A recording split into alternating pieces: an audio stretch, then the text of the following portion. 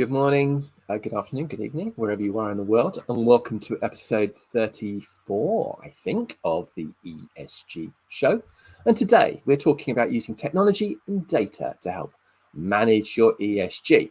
And we've also got some pretty wonderful guests today. I think you will hopefully soon be agreeing with me on that point. Now, the economist Robert Solow, he once said, "You can see the computer age everywhere, but in the productivity statistics." Well, maybe if he was alive today, he would have said something similar about AI. You can see AI everywhere, but in the productivity statistics. It is odd indeed. Everywhere I look, I see the miracle of technology. At supermarkets where cashiers are replaced by machines, for example. We all, or nearly all of us, carry these little slates of wonder around with us in our pockets or handbag. And we look at the data on productivity growth. It is abysmal. At least it's abysmal in the world's richest countries. One point of view suggests that technology isn't that helpful. Our attention spans have reduced. Social media has created echo chambers and fake news runs out of control.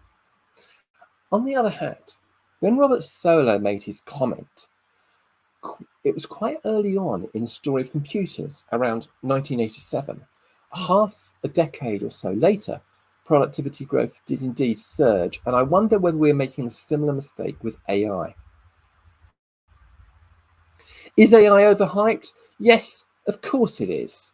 Much in the same way that home computers were overhyped in the early 1980s. And yet computers did become a part of the home. Then we saw a mutation of computers in the home to computers in our pockets, and then computers in everything, inside TVs, cars, in some homes, even in our lighting systems. In the end, computers more than lived up to their hype. And I think it was similar with the internet. In the year 2000, the Daily Mail ran an article suggesting that the internet might just be a fad. And I can see why people thought that. Internet hype in the late 1990s went crazy. We saw the dot-com crash, and yet it seems to me that 24 years later, the internet is an integral part of all our lives. And I think those who say AI is not boosting productivity, boosting productivity, are being way too hasty. Give it a few more years, and I think it will. And that takes us to today's show: technology, data, AI. We can go deeper: machine learning, deep learning, neural networks, natural language processing. How can this help us? Today's guests will help us figure out how technology and data can help manage our ESG. But before I get into that, let me tell you about an important project the ESG Show is involved with.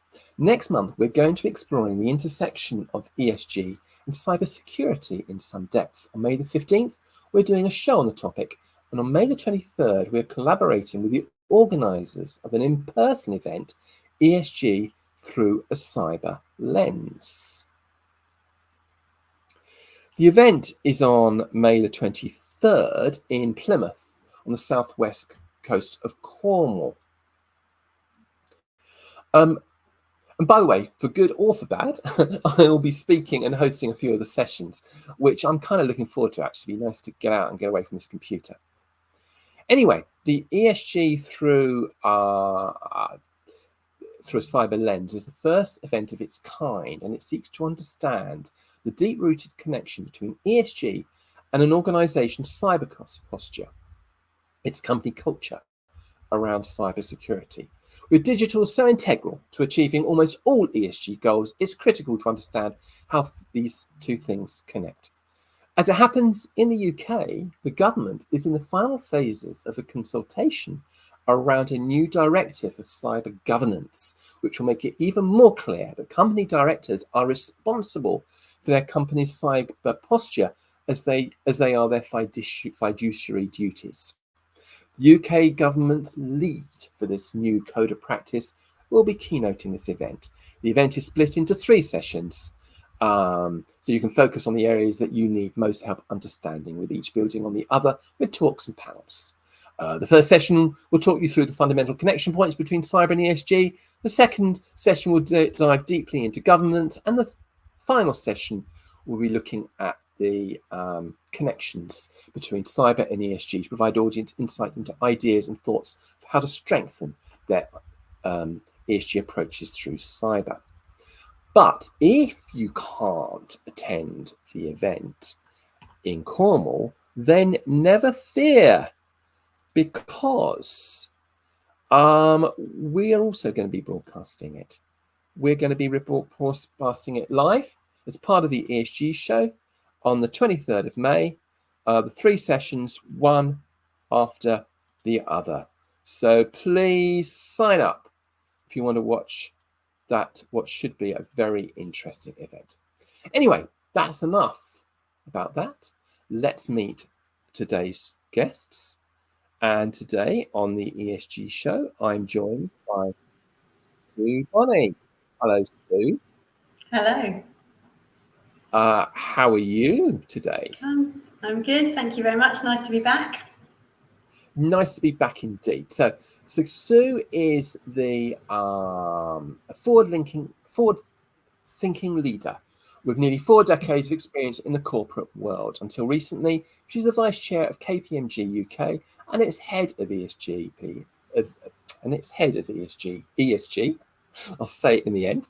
And now, as an independent advisor, she works with the boards of companies large and small on their strategic responses to responsible business agenda. Working collaboratively, she has successfully guided them towards strategic ESG plans focused on material issues with maximum impact.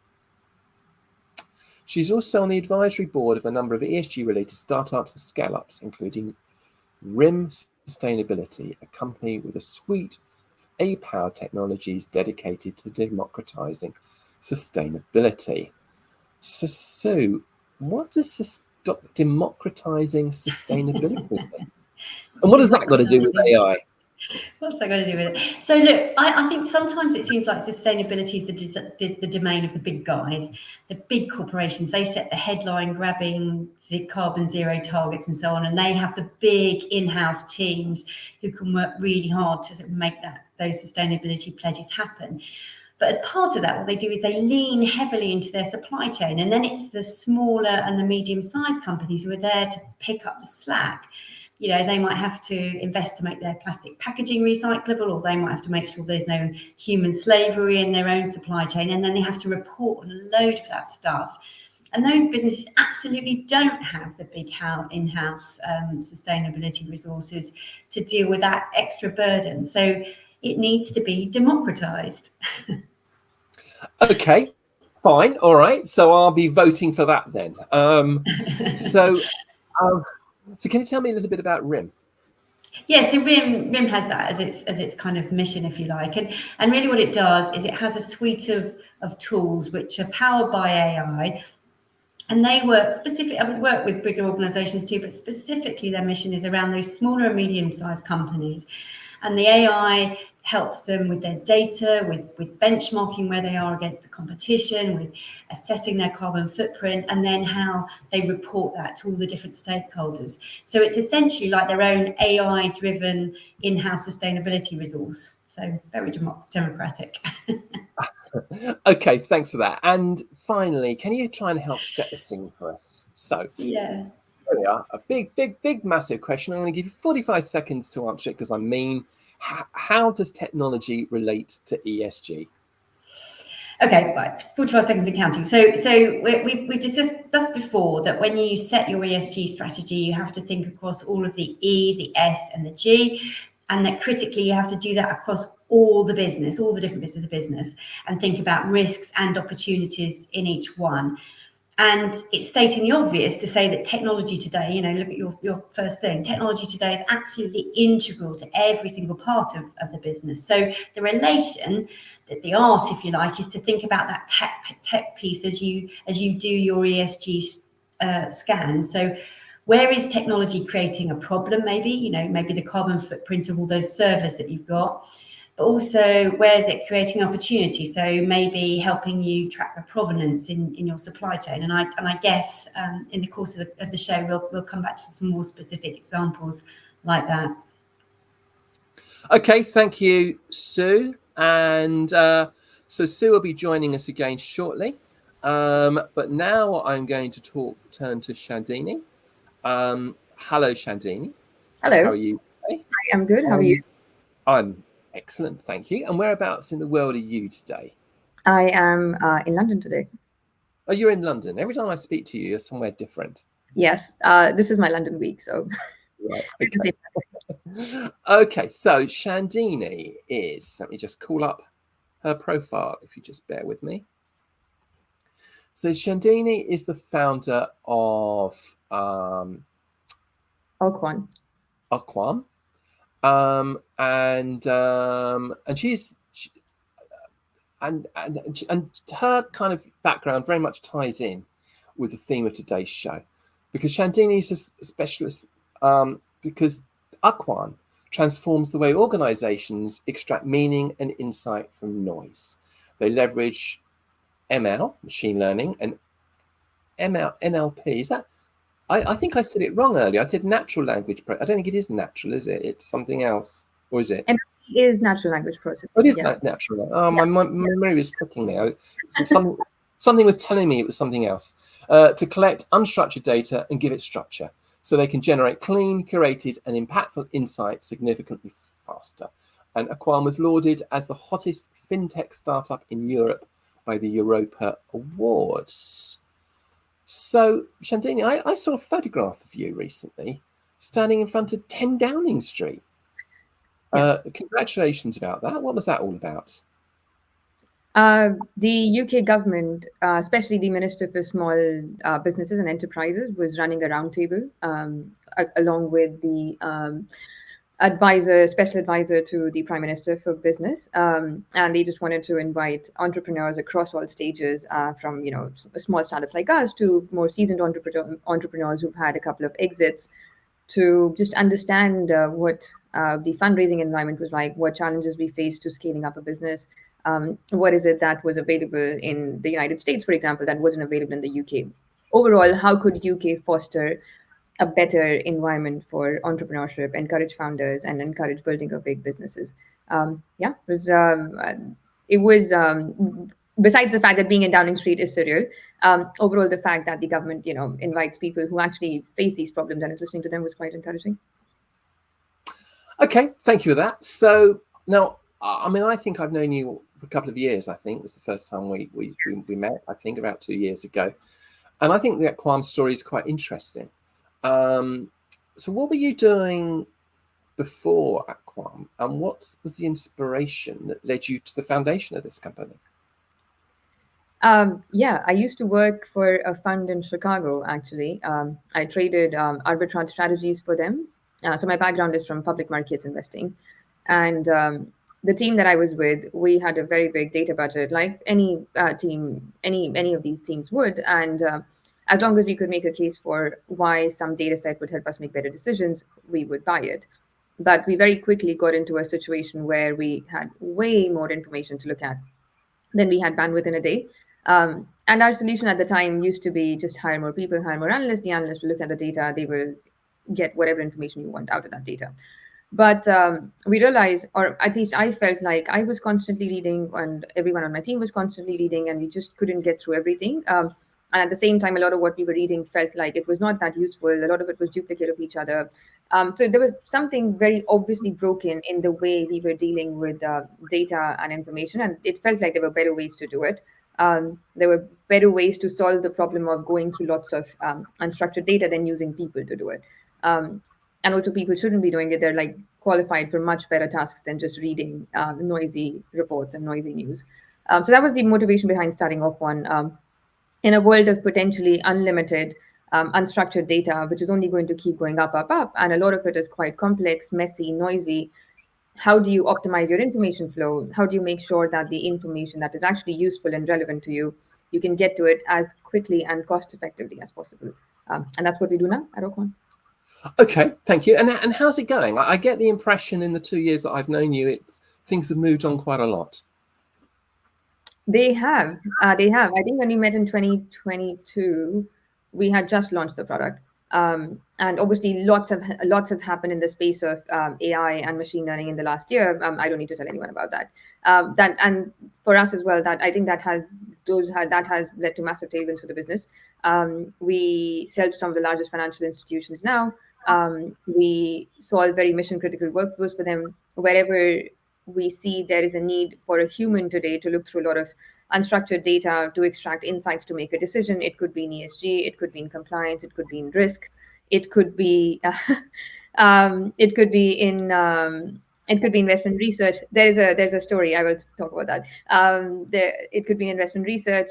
We automate those kinds of workflows. We make sure that the looking through all of this noisy data, getting it into a clean state, getting it into clean insights, so that the analyst's role changes from creating the insights to reviewing the output and then making decisions. Can't complain. The last 2 years have been amazing. The business has grown quite significantly. We've gone from like 12 people to almost 70 now, and got some really amazing customers.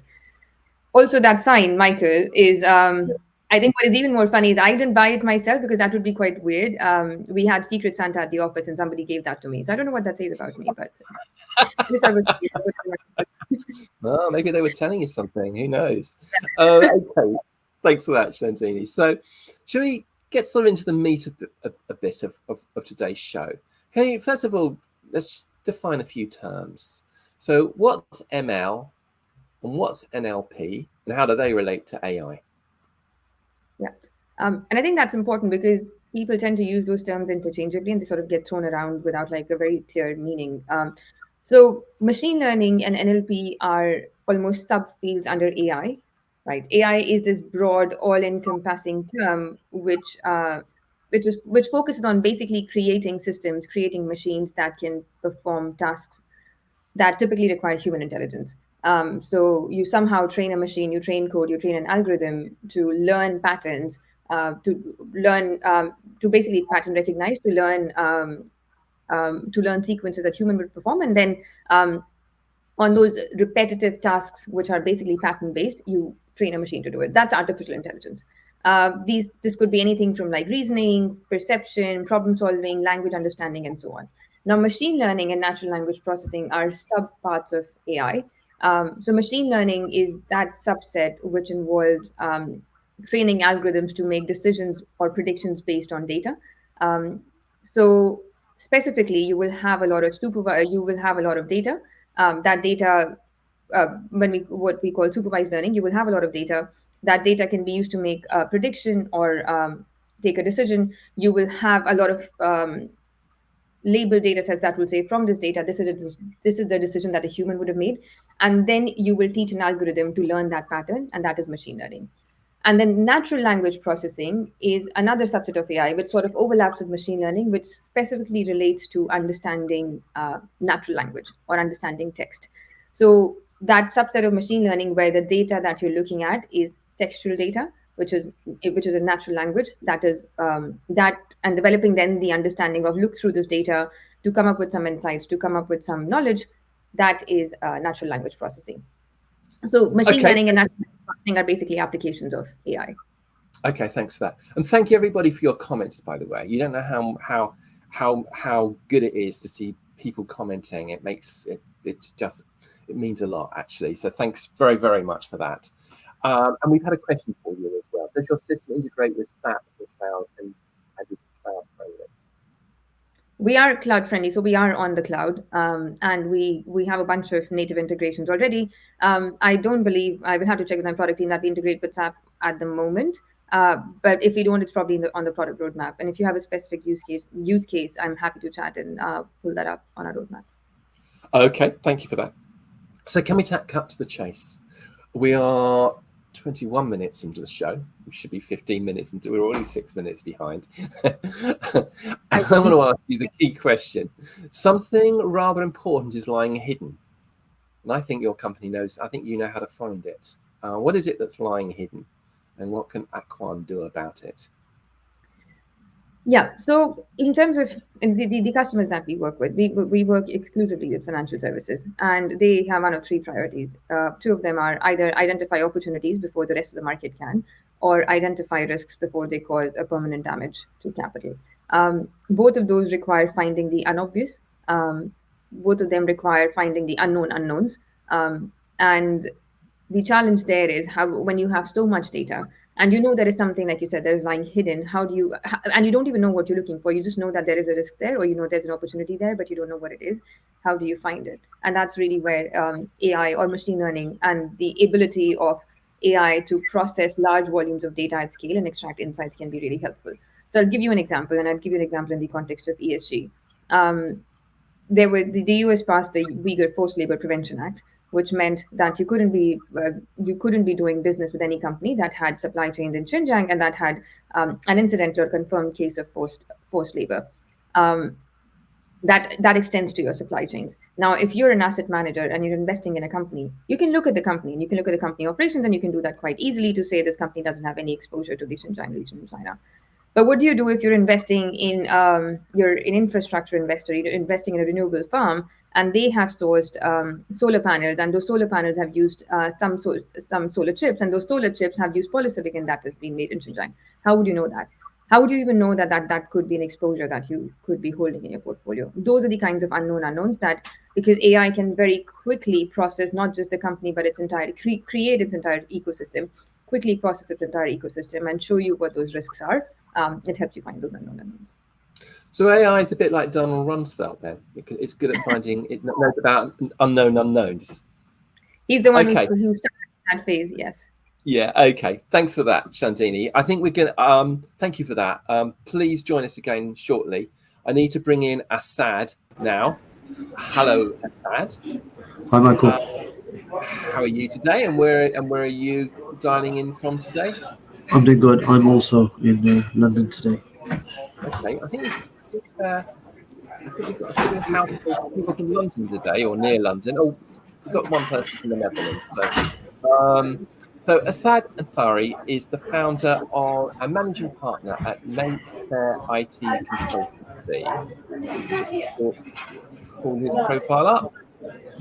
Which is a data transformation specialist organization helping private and public clients solve challenges. In 2023, under Assad's continuous leadership, Mayfair IT Consultancy partnered with IBM and Accenture to strengthen their client offerings. So congratulations for that. I know getting IBM is no mean feat.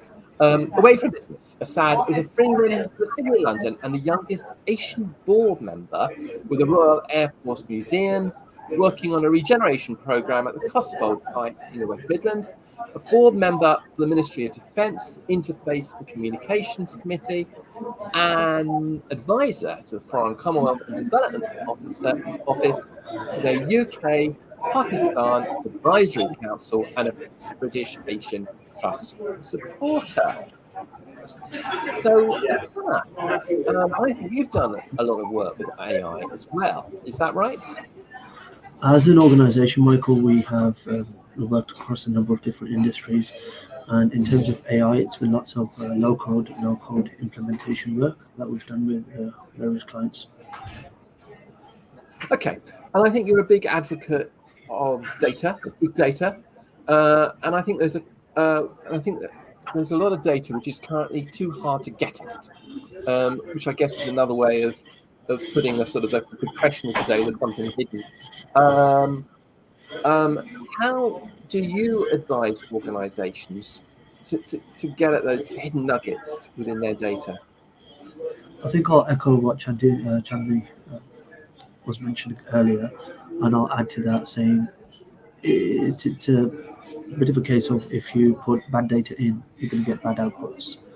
So trying to understand where your data is sitting, living, lying in an organization, which might be across lots and lots of beloved Excel sheets that everybody loves to use, or in various different systems across the organization.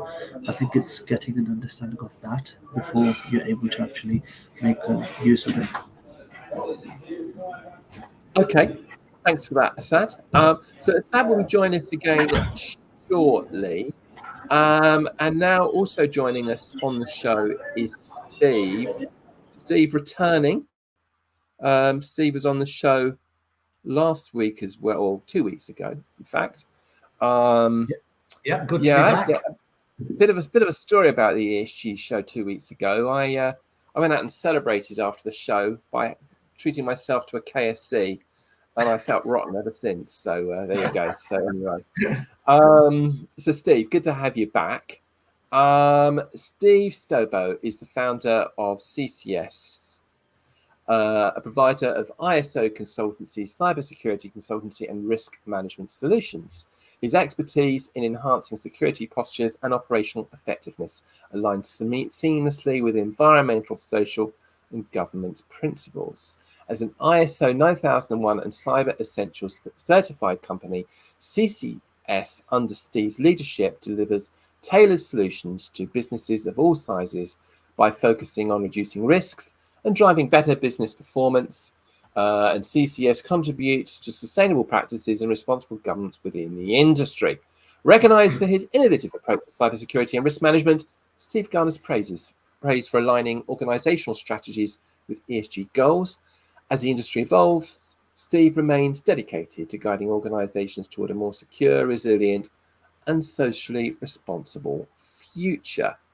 So, Steve, we're going to be returning to this theme again shortly, but for the time being, can you just give me a kind of a heads up, a sort of headline, broad terms, about the intersection of cybersecurity and ESG? Yeah, sure. If you take each one in turn, I suppose from an environmental impact point of view, cybersecurity, having good cybersecurity can influence your energy consumption as well as your electronic waste generation. Obviously, I can talk for hours on environmental impacts and how ISO 27001 can help. Where cybersecurity can help. But one example could be that secure systems in their nature are secure and are less likely to be down through a cybersecurity incident. Therefore, just as the sort of knock-on effect of that, you have a reduction in energy consumption and minimizing any environmental harm because of all the extra work you'd have to do to recover it if it wasn't secure in the first place. Now, a lot of people associate cybersecurity with social responsibility as well, because it's there to protect individuals' privacy rights and safeguard sensitive data. And that really sort of contributes to being socially responsible for an organization having good cybersecurity practices in. And finally, obviously, governance, it fits perfectly in with the governance element of it as well, because it supports the overall sort of corporate governance, which is around mitigating risks and also making sure that they're compliant with necessary regulations for whichever industry they're actually in. But it also promotes both transparency and accountability as well in terms of the cybersecurity practices there. So it intersects really nicely with ESG. Okay, thank you for that, Steve. And Steve will be joining us again shortly. Now, we're also doing a bit of a one-off today. We'd like to support the ESG community on the ESG show and provide a forum for which members of the community can talk to each other. And recently, I was contacted by Lucy Blythe, and Lucy is working on a master's degree in global business and sustainability. And her ambition is to combine psychology with global business and sustainability, focusing on a bottom-up approach to eliciting deep-rooted sustainable change. And Lucy could do with some help. She's seeking to explore the impact of ESG reporting on employees. Is that right, Lucy? Yeah, thank you for your introduction, Michael, and that is absolutely correct. So I did my bachelor's in psychology because I'm really interested in why people do what they do and how this can be leveraged to create sustainable change, as you said, from the bottom up. Given businesses' impact on both environmental and social sustainability, this is a key area to help maximize the deep-rooted change. The ways in which businesses are encouraged to do this is through concepts and regulations such as ESG, but at the moment, very limited research exists on the antecedents and the impacts of such concepts, which basically restricts our understanding of ways in which these can be implemented to maximize deep-rooted sustainable change, which is why this is a subject of my thesis. Okay, and how can our audience help you? Well, the best thing that you can do really is fill out my survey. So it should only take 5 to 10 minutes. It's fully anonymous, aggregated, all that kind of stuff. And you can find my survey by searching me, Lucy Blythe, on LinkedIn, and I've done some posts on there. Alternatively, you can just send me a message. Also, please do that if you have any questions. And the key thing is that you don't actually need in-depth knowledge of ESG. It's just about your perception of ESG, kind of referred to as an umbrella term. So if you can, fill out that survey, share it with anyone in your network, or even if you can just like or comment or interact with that so I can get a big audience to really explore the impacts of ESG, then that would be great. Okay, thank you for that, Lucy. And also, could you put a comment in the comments section for the show about what people have to do, so so that people can find you easily. So please give Lucy a help. This is the ESG community. We like to support one another. Thank you very much, Lucy. Thank you. Now we're going to be turning to that part of the show when we review media stories. But because it's such a packed program today, we're just looking at the one story, which is a story that you spotted, Steve, and it's a cyber-related story. Surprise, surprise. Carpetright HQ hit by cyber attack. Can you tell us more, please? Yeah, sure. These type of attacks are becoming more and more common. I have alerts set up to notify me of any attacks that are happening across the UK and also globally as well. And my inbox gets full incredibly quickly with multitudes of these attacks. But I thought, as this one was early on in the week, I just thought it was worth talking around in terms of ESG. If you think about the social impact of a cyber attack, now, a disruption can infect both employees and customers of Carpetright themselves, because they was unable to access their payroll information. And customers experience difficulties reaching helplines and getting orders fulfilled, etc. And this really sort of highlights the social impact of cyber attacks on individuals' livelihoods and daily activities. Obviously, we're talking around carpets here. We're not talking about hospitals or things like that. But in the same article, it was also mentioned about an NHS trust, which data has been, I think there was 3 terabytes of data that they took from it. And this raises concerns around data privacy and security. Even though Carpetright said they had no data, there is a huge potential for data breach, but also unauthorized access to personal information. And that's really, really significant in a lot of these attacks. It's why they actually happen. They want the data because there is significant value in that data. And, businesses need to make sure that they're protected, and not only their customers, but also their employees' data. And it's really crucial for sort of maintaining trust and upholding better ethical business practices. And it really just highlights to me the vulnerabilities of attacks on supply chains, because we all use a supply chain somewhere down the line, Michael, whether it's we're using it for outsourced services or we're using it for other areas of the business. So thinking around third party and cyber attacks doesn't have an impact on you. It really, really does. Okay, thank you for that. Thank you for that, Steve. And Steve, you join us again shortly. We're going to be talking about a number of things. Would love you to get your input on that. And Steve will also be talking to us some more about cybersecurity a little later as well. So Sue is going to be rejoining us now at this point. At least she would if I could find her. There you are. No, I was there. Here I am. Strange. Anyway, good to have you back, Sue. Now we're going to do things a little bit differently this time. I'm going to ask Sue some questions, and then I'm going to bring in everybody else to get their views on things. But Sue, could you set the scene for us? What should be the technology aspects of a good ESG strategy? Yeah. Okay. So really, just to reiterate what I said before, the technology aspects, like any other aspects of the ESG, should be across the E, the S, and the G. They should be across all aspects of the business, the back office, the front office, the supply chain, and so on. And they should include risks and opportunities. And beyond that, like any elements of a strategy, they should be bold, they should be authentic, they should be set to make a difference. But they also need to be practical and prioritized so that they support a plan that you can actually work with. And as you'll see from the conversation I think we're about to have, the list of things are actually very, very long. So the art is in coming up with that long list, but then really honing it into something which will seriously move the dial. Okay, thank you. And can we go through the acronym then? So let's start with the E. Start with the E. Can we talk about the relevance of technology to the E?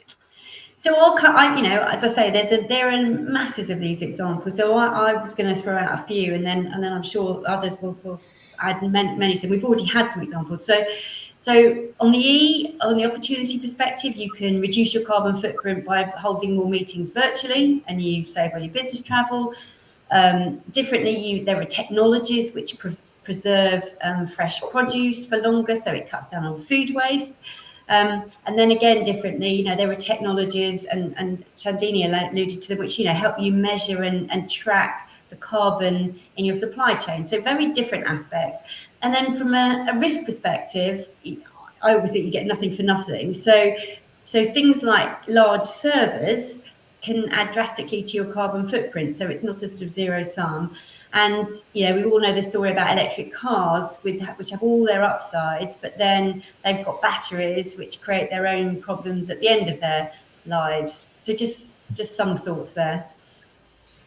Yeah, I think my own view is that it is a problem, that the carbon footprint of AI in the cloud, but I believe it's a problem that will get solved because renewables will solve that. If it's running off your there's certainly some commentary along those lines. There is. And you can also store, have server farms in locations where renewable energy is particularly plentiful, such as Iceland, for example. But anyhow, let's bring in the other guests. On the topic of E and technology, or E and AI, if you prefer, has anyone got any observations to make about that? I think I came across a statistic yesterday, which was 2% of all the energy on Earth is being used by data centers, where they're all being hosted. And I think by 2030, given where we are with Bitcoin and everything else going on, and lots of these farms being propped up, by 2030 it's going to be 5%. So quite lots of organizations are heading towards net zero, and they're creating plans and action plans. But when you're thinking, looking at statistics like this, I'm not sure what the solution could be. But I guess utilizing technology just as an overall component, it's not be all and end all technology, but as a component to help exacerbate your organization or your own company's sort of goals, I'd say it should be quite high on the agenda for small, medium enterprises as well as larger businesses. Okay, thanks for that, Asad. Anybody else got anything to add on that one? I think one area around sort of technology is, we've all heard of smart cities, etc., but you've got smart infrastructure.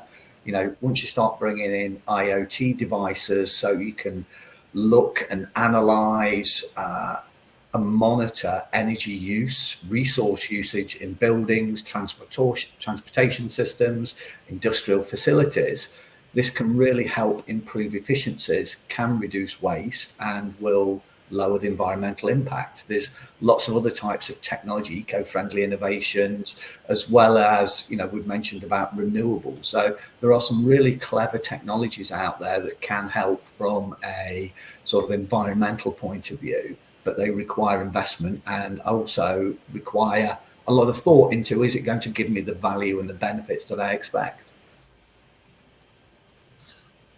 Okay, I also wonder whether AI can also be a very powerful tool in helping marrying up supply of energy through renewables with demand.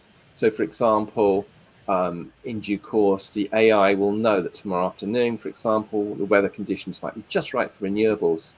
So it will turn around to the owner of the electric vehicle.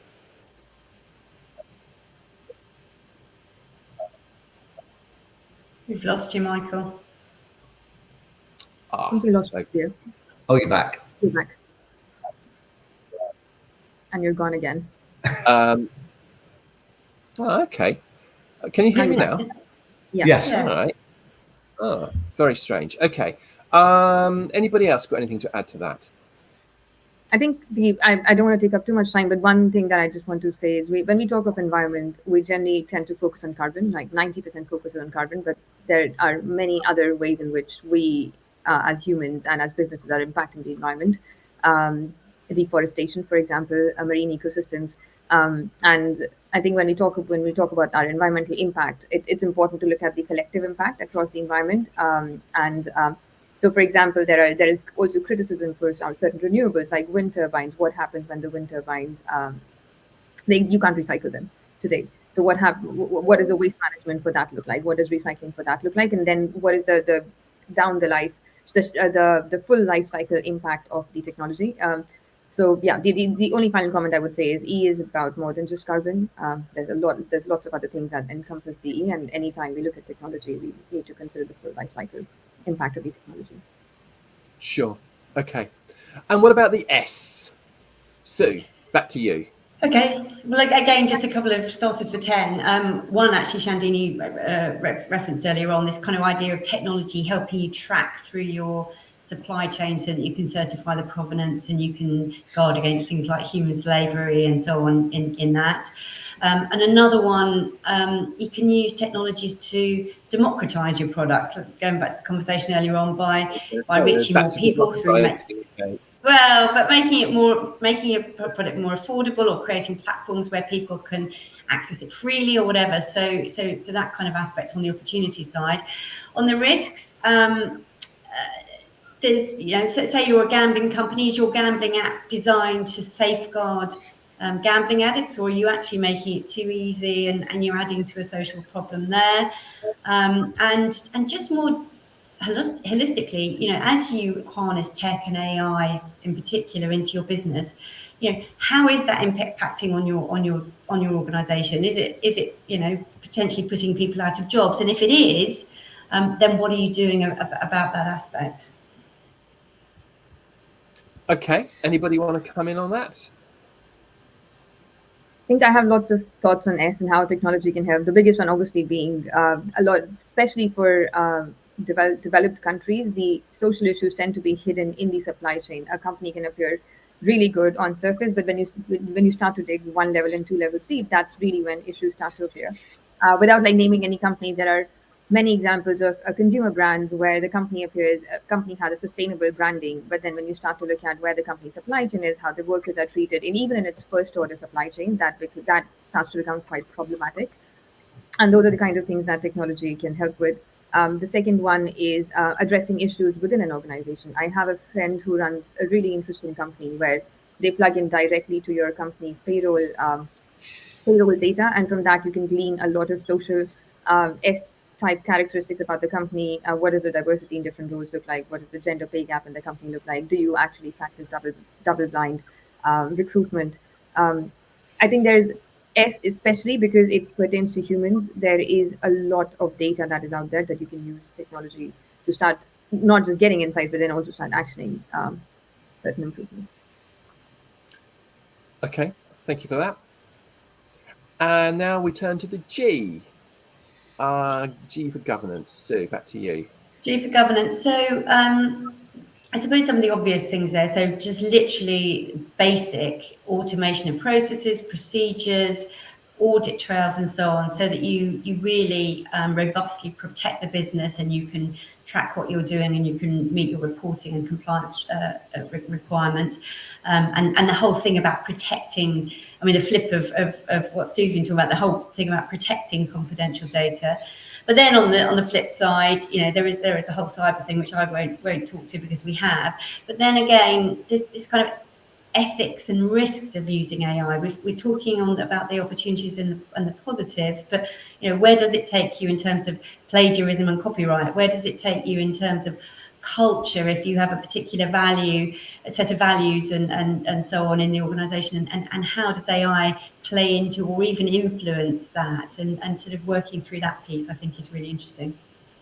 Okay, and comments from anybody want to chip in on the topic of?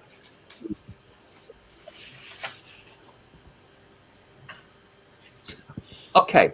Now, I also wanted to turn to the supply chain, Sue. I know you got some thoughts on supply chain, and I know that Chandini does as well. So can we touch on the topic of the supply chain for a couple of minutes? Yeah, I wasn't going to say much more because I think Chandini's been very eloquent on it. And a big bit of it is, I think, those unknown unknowns. I think it's a really good way of putting it because it suddenly opens up things which are otherwise invisible. And I think a lot of the examples under the E and the S fall into that supply chain bit. But I think the whole thing is around traceability, provenance, audit trail, and so on. That feels to me very, very critical in that supply chain piece. Okay, thank you for that. And Chandini, have you got anything to add on the topic of AI and the supply chain? And with an ESG blend, I suppose. On that context of what Sue said, traceability and auditability, I think what is key, we work with a lot of financial institutions, but then also portfolio companies of private equity funds, and we realize that a lot of companies themselves don't have visibility into their second order supply chain. So they will know who their direct suppliers are, but then they don't know who their suppliers are sourcing from. And one way to build that out is obviously disclosures, and ask your suppliers to disclose their suppliers, but then how deep down do you go? And that is really where AI can be valuable. There is a lot of publicly available data out there that you can glean your indirect supply chain from shipping data, from trade journals, just from company websites themselves. A company may not mention who its suppliers are, but a supplier might mention that company as a customer on its website. Obviously, if you were to use people to do that work, we get into the realm of unknown unknowns. One, it's a lot of data to look at, and two, you don't even know where to find that information. Which company's website should you go and look at to see if they mention one of your suppliers as a customer? And that is really where AI can be valuable, taking this very massive amount of information that is available on the internet and narrowing it down to give you a very clear picture of what your extended supply chain looks like. Okay, thank you for that, Chandini. Now I want to turn to the topic of data. I want to keep you all on the screen for this one. I wanted to particularly talk to Sad, but I'm pretty sure you'll all have something to add. And this is a biggie. The economist famously said a few years ago that data is the new oil. The Economist magazine said that data is the new oil. Well, working in ESG, I guess we need an alternative to oil. So can you talk about the relevance of data to ESG? Sue, can you give us a brief overview? I'll give you very brief and then turn to Asad, but it is absolutely all about data, and it's data that's hard to find, it's hard to understand, and it's deeply, deeply hidden. So yeah, there is a need to mine it, and tech helps here, whether that's in the depths of the organization itself by pulling it out and making it easy to work with, or whether it's out there in the ether, whether you're what your competitors are doing on ESG, so that you can position yourself. So that piece I think is really important, and then to interpret what it's telling you, like Chandini was saying earlier on, there's some great analytics tools and visualizations, because data of itself is just a load of stuff. It's the insights that you need from it, and then finally this whole managing it, because you do need to manage it, you need to track it, you need to report it, and you often need to assure it. And so many companies are just doing this on multiple spreadsheets, like I said earlier on, and it's a massive, massive risk. Okay, Jump to just make a comment there. I was going to say, just going on from that, what organizations have actually ended up doing is creating that technical debt for themselves, Michael. And it's system, supply data, anything that might be, or even if you need to plug that information into your scope data to try and understand what exactly are you going to report against for ESG, what are the frameworks you need to follow. But if you don't have that understanding from this side where all your data is living in different areas and functions, then how are you going to get it down to a report format where you might need to report to your regulators and so on? So that's the big element and big function that technology can help play as well. Okay, so that term tech debt is a phrase that I wasn't particularly familiar with before today, but I am familiar with the concept of data lakes and data swamps, and a single source of truth. Assad, can you join the pieces together there? And Shantini and Sue, please, but add to the conversation if you want to. Yeah, certainly. So I mean, data lakes, data swamps, it's more of the enabling function, because organizations will, again, just keep bringing this point up, but have data in different places. But how do they bring that into a single source of truth? Where's that one system in the organization? Bit like a brain, the central brain that holds all of that data, but that data has been governed, and it's got things like metadata around it, and it's been managed really well. So that central brain function, different parts of the organization can plug into. And again, from the other side of things, if you ever need to display that data in a sensible format through reports, through information you might post on your website, or complete third-party supply data, as Chandani's mentioned as well, then you need that central function there, is essentially. Okay. All right. And I think that's just for what it's worth, Mike. I think it's really important, because one of the things we haven't said is that this strategy, the ESG strategy, and the tech parts of it need to be owned by the business, not by one person in the middle. So allowing different people in the business to work on it, to progress it, and work and do something with it, but having one version of the truth, it's absolutely critical. Okay. And how do we extract the information we need from the data? I guess it depends what you're looking for. If I go to the different scope 1, scope 2, scope 3 for ESG, there are different elements that you're going to need it for. So if you've got lots of data about your supply chain that's sitting in one specific system, then you're going to need to extract that level of information. But when you're doing the extraction piece, is it clean data that you're going to be plugging into, a central system? So I'll give you an example. We're doing some work with IBM, and they have a technology called Invisi, which a lot of enterprise organizations have purchased and they're implementing. But the biggest challenge they're having is, Assad and IBM, Mayfair, even the company, how are we actually getting that data from where it is, even into the system that's going to make ESG in our lives a lot better? There are different examples of systems like Greenly for the SME market, and also Sage Earth, again, for medium and small enterprises that could be used. Okay. Before we move on, does anybody else have anything to add on this topic?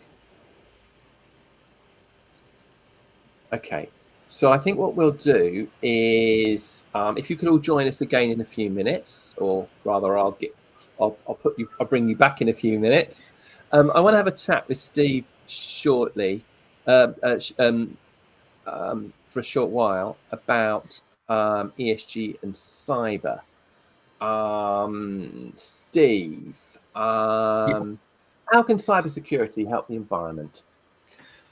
That's a really good question. Probably not a lot of people think around cybersecurity specifically helping the environment, but it helps with things like e-waste reduction or your electronic waste reduction, where you can actually extend the lifespan of your physical hardware and also your applications if they're coming up to end of life, which means you can sweat the assets a lot more, which means you are reducing the frequency of replacements and therefore decreasing the amount of electronic waste generated. Another really big one, and it's, I won't say the word contentious, but some people are saying we should move away from it or we should do more of it, is the remote work and telecommuting. Because you've got good cyber security, VPNs, single sign-on solutions, enabling individuals to be verified of that actually who they are when they're working outside of the office environment. It actually just gets rid of the need for people to go into a physical office location. And this obviously reduces to, a lower carbon emissions because they're not commuting, they're not driving in, unless they live local and go on their bike, of course, and can help with air quality as well. And then you have, I know we did touch on this in a slightly different way earlier, around green computing practices. As cloud services are getting more secure, as virtualization is becoming more secure as well, and you have cybersecurity wrapped all around it, businesses can then start to just use more data centers. And you can say that's kicking the can down the road in terms of it, but it actually reduces the energy consumption and carbon emissions for the offices themselves, and as well as IT operations as well, in reducing that. So it does help with the environmental elements of ESG. Okay, and what about the S? How does cybersecurity tie in with the social element of ESG? Obviously, we've spoke around it earlier, which is safeguarding of privacy rights, making sure that the sensitive information is only available to the correct people, that there is no unauthorized access. And that's what cybersecurity is really key to actually help that. And it's making sure you can maintain the confidentiality, integrity, and availability of the data, because there is lots of harm that can be caused to individuals around that if that data is leaked out. But that can have a knock-on effect, not only on the individuals, but also the community at large as well. If, as I mentioned earlier, around the NHS, if you're unable to get treatment, or you can't get access to your systems, your bank's down, for instance, if they've been hit by a cyber attack, you can have financial loss, credit card details leak, and this can give massive stress and strain on both the individual and the community. And you need to make sure that's done, because that affects people's health and well-being, which is a key social element. And if there is a cybersecurity incident, it can really increase that stress and mental health challenges, not only for the business, but also the individual, the financial impact, the inability to access essential services, just that uncertainty about the future of their business or their job security. And it can have a significant toll on mental health. Okay, thank you for that. And I'd just like to remind people that we are covering ESG and cyber in a lot of depth on May the 23rd, 3 events in one day. So please watch out for that. And Steve, one last question for you. Sure. I know you also help businesses become ISO 27001 certified. So how does ISO 27001 fit in with cybersecurity and ESG? It really helps enhance cybersecurity because it provides a framework for establishing, implementing, and maintaining an information security management system, which can strengthen organizations' cybersecurity posture, helps them identify and mitigate risks that are associated with cyber threats. What are the cyber threats to us as a business? And helps them protect their sensitive information. It also helps them identify and address vulnerabilities in their own IT systems, whether that's an application, whether that's a process. And again, that enhances cybersecurity resilience as well, and also reduces the likelihood and also the potential impact of any security incident. Obviously, it helps around the environmental impact because it's kind of more indirectly contributing to that. By safeguarding their digital assets and preventing the cyber incidents, ISO 27001 minimizes the sort of environmental impact, as I mentioned earlier, around data breaches, energy consumption for data recovery, resource wastage of people, pollution from remediation efforts, just traveling to and from trying to solve the problems from an environmental point of view. And obviously, we've kind of spoke a lot around the social impact around people's confidential and information being accessed by nefarious characters, shall we say.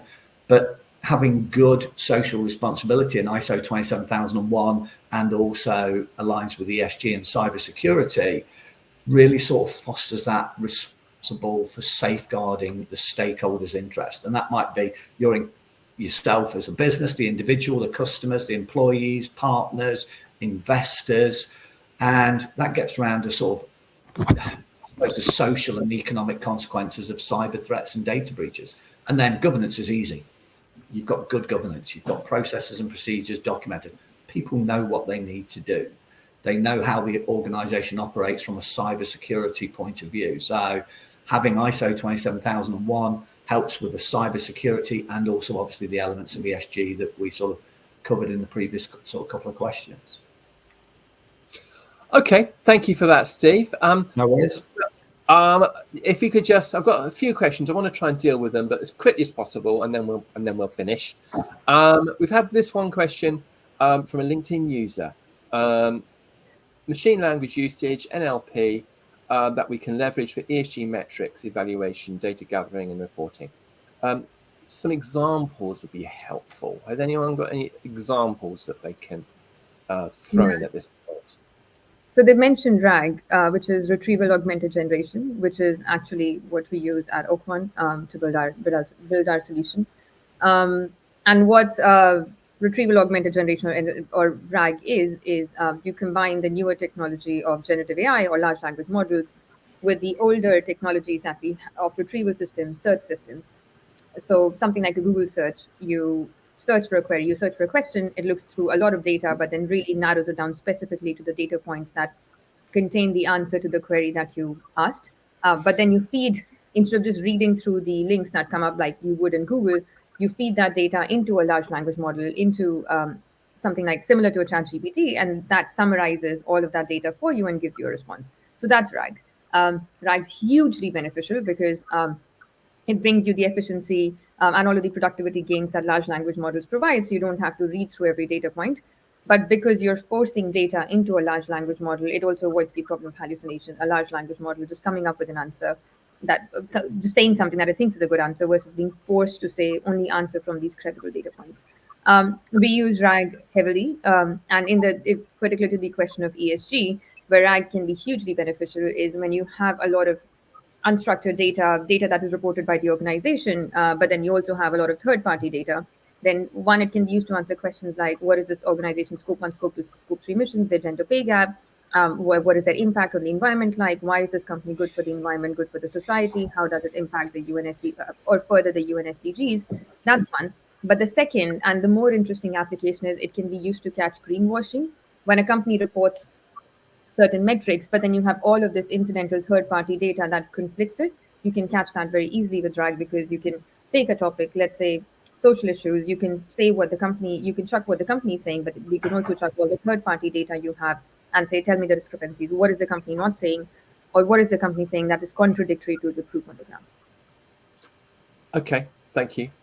Nadeem made a comment, I think more of a comment than a question. Data assurance is a big challenge in AI and its general and in ESG in particular.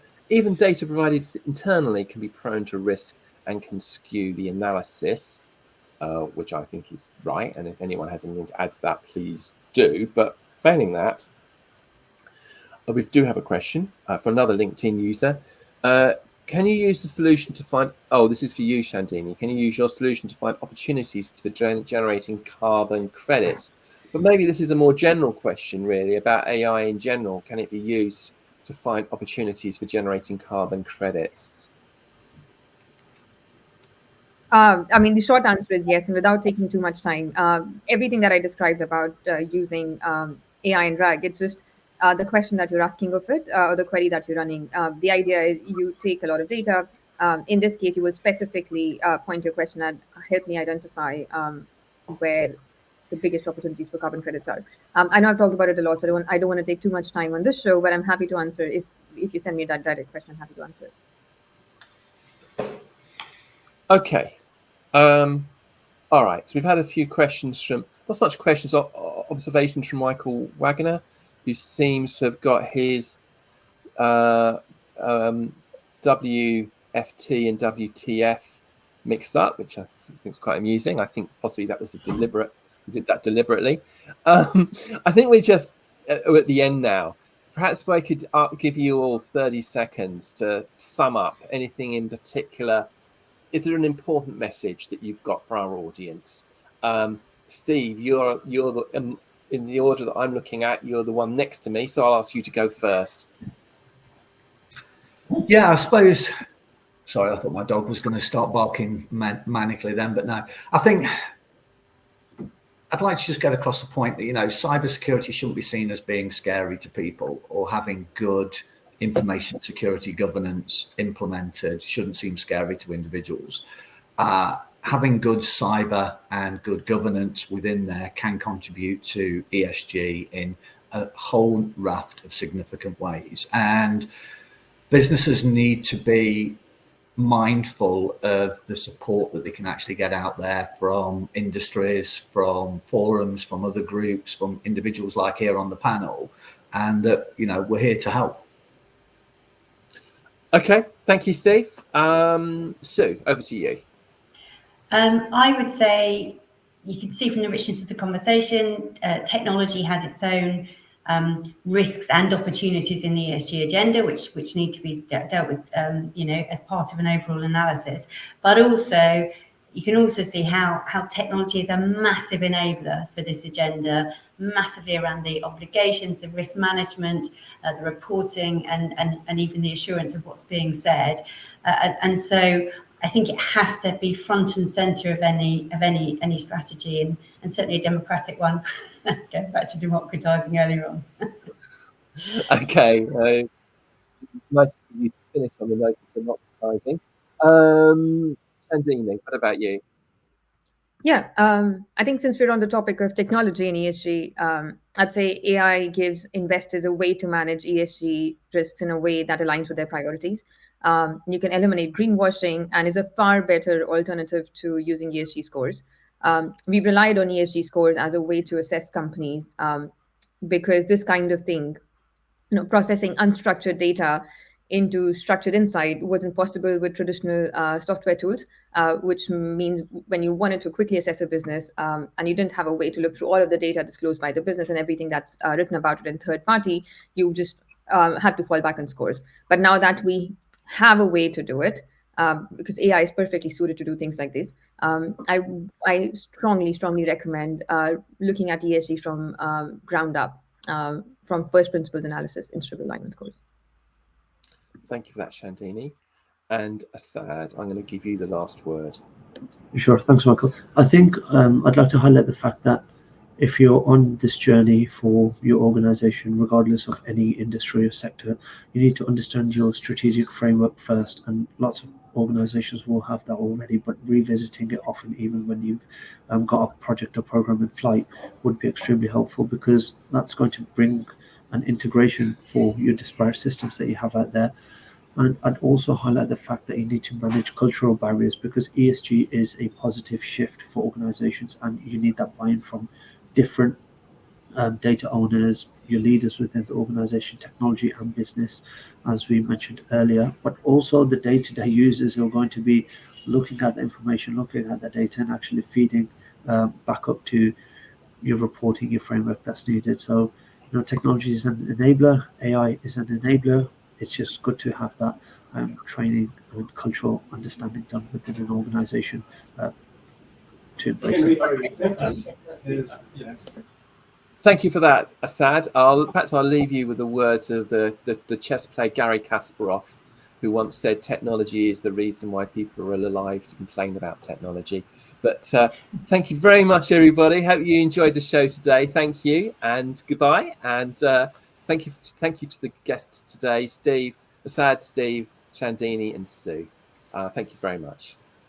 Thank you.